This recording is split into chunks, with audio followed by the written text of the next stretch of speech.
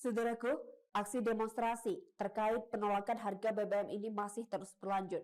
Pasalnya pada Rabu 7 September 2022, ribuan mahasiswa dari Universitas Islam Negeri UIN Araniri memenuhi gedung DPRA Banda Aceh terkait penolakan harga BBM ini sendiri. Bahkan, aksi demonstrasi yang dilakukan oleh ribuan mahasiswa ini berlangsung ricuh. Kericuhan ini juga berdampak pada salah seorang wartawan dari serambinews.com ketika melakukan siaran langsung. Handphone yang dipakai beliau dirusak oleh oknum intel polisi. Berikut informasi selengkapnya. Demo terkait penolakan kenaikan harga bahan bakar minyak atau BBM terus terjadi sampai Rabu 7 September 2022.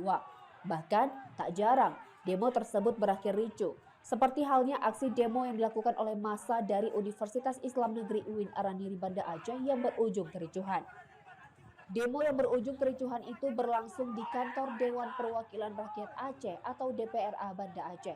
Kericuhan yang terjadi itu pun berdampak ke handphone milik wartawan serambinews.com yang diduga dirusak oleh intel polisi hingga pecah saat sedang melakukan siaran langsung.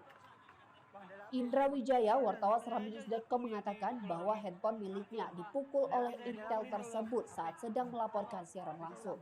Saat itu, dirinya tengah mengabadikan aksi yang dilakukan oleh massa dari UIN Araniri Banda Aceh. Saat itu, Indra memegang handphone miliknya di tangan kiri sembari melaporkan secara langsung aksi yang berujung kericuhan.